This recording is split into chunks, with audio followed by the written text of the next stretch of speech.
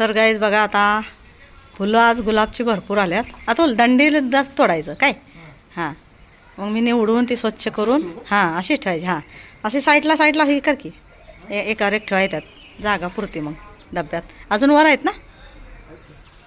तर बघा आता आज गुलाबचं तुम्हाला ती रेसिपी येणार आहे बघायला भारती बंगाळे चॅनलवर. आणि हे बघा आता अतुल काय करायला लागलं आहे हे बघा. हां जरा बघायचं मागं पुढं खिडकी आहेत का ती नाही घ्यायचं. मागं पुढं स्वच्छ असली ना निरोगी राहिलेले पाहिजे ते रोग असलेला नाही. हां चांगले असतात पावसाळ्यात. आणि तिकडे घे आणि डब्बा माझ्याकडे दे ते मी बघूनच घेईन म्हणून तर पाकळ्या मागं पुढं बघायचं. हे बघा हे असं हे द्यात ना हे बघा तुम्हाला दिसत असेल तर बारीक किडा असतात पाकळ्यांना ते पण बघून व्यवस्थित काढून मी करते ते ताटात. अतुल ताटात एक नाही म्हणून फुल बघून टाकलं का नाही एक पाकळी बघायला मग ही होते रे. कसं बघणार ना भाजी जसं नवळतं तसं मग लय कंटाळ येऊन जातो आणि काम जास्त वाढतं. फुलच मागं पुढं बघायचं फुकायचं किडा असल्याला. हां ठेव मी ताटात सुट्ट करून पाकळ्या स्वच्छ निवडून मग स्वच्छ धुवून मग ती करते. डब्बा माझ्याकडे दे तुला धरा येते. गाईज ही छोटी छोटी फुलं पण बघा आता उमलल्यात आणि किती छान दिसतात बघा. असं व्हाईट आणि रेड मिक्स कलर आहे आणि खूप भारी वाटतात गाईज. हे मोठे झाले ना अजून थोडे तर खूप छान दिसतात. पण आता मे बी हे एवढेच राहतील कारण की ह्या कळ्या जरा छोट्या होत्या. नवीन ग्रोथ आहे ना. काय झालं तर गाईज हे पूर्ण झाड म्हणजे पानं सगळी गळून गेली होती. खूप दिवसानंतर हे फुटून आले आणि आता इकडं पण नवीन ग्रोथ आहे बघा. आता ह्याची वाढ जरा चांगली झाली की मे बी मोठ्या कळ्या लागतील. आणि हे गुलाब आहे की नाही म्हणजे अजून थोडं मोठ्या साईजमध्ये पण होते.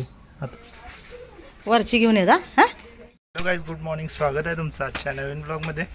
तर गाईज बघा सकाळी आवरून मला मम्मीने काय काम लावले तर हे गुलाबचे फुलं जास्त आलेत ना तर मम्मी काहीतरी रेसिपी बनवणार आहे ते तुम्हाला बघायला मिळेलच. आणि हे गुलाबची फुलं मला आता काढून ठेवायला लावल्या मम्मीनं कारण की भरपूर फुलं आल्यात टेरेस गार्डनवर पण आणि खाली पण आपल्या. तर काढून तुम्हाला दाखवतो किती निघतात. आत्ता फक्त ह्या झाडाचे तोडलेत मी तर डबा पूर्ण भरला बघा. खालूनच भरलेला. आता अजून तिकडं आहेत 2 झाडं तर बघूया आता ह्यात बसतात काय नाही तर मला हातात घेऊन जावं लागतील. तर गाईज बघा एवढा डबा भरलेला आहे. आता मी ॲक्च्युली फुलं असं खाली दाबलेले त्यामुळे आत बसलेले बघा. नाहीतर असं जर ठेवलं असतं तर अजून वर दिसले असते. वारं चालू आहे ना त्यामुळे दाबले मी खाली.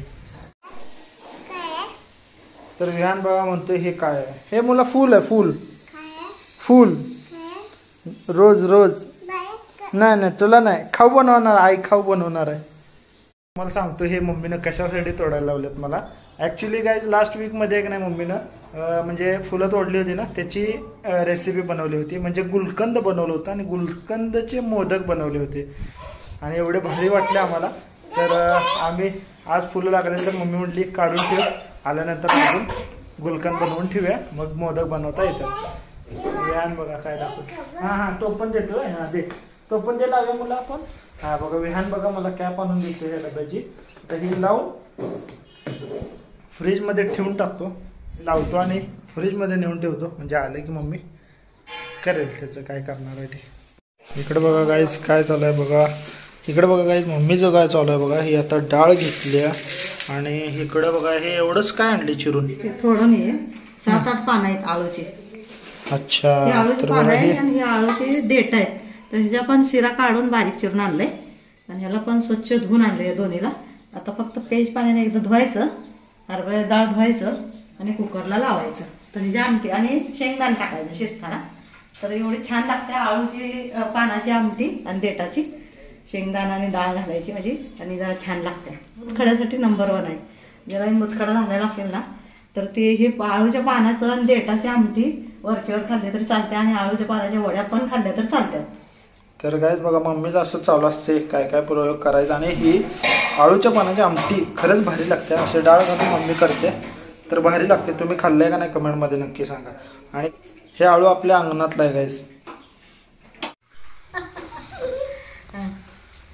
इकडं बघा चहाची तयारी चालू आहे आणि सगळे आम्ही का बसलो आहे आतमध्ये कारण की बाहेर चालू आहे पाऊस.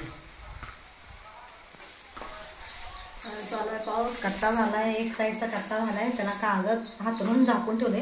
वरनं पाणी पडलं सगळं होल ना, ते कोपरा आहे ते हे होऊन जातात, खराब होऊन जातात. त्यामुळं कागद झाकून व्यवस्थित आता आम्ही सगळे आत आलोय.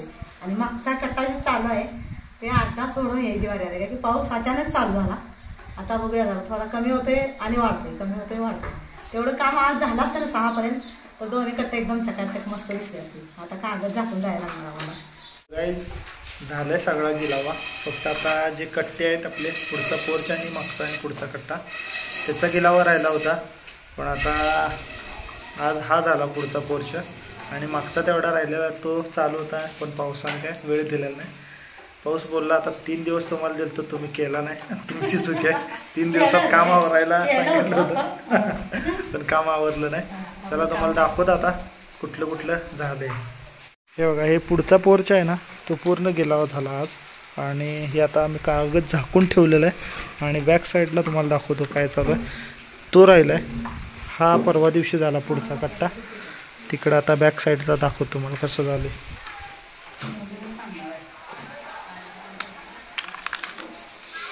हे बघा, हे आता हे चालू होता पण पाऊस बरोबर ह्या साईडूनच आज आहे. आणि पाणी पण बघा चालू झाले. तर भिजून तरी मिस्त्रीनं पावसात थांबून सगळं एवढं कंप्लीट केलं.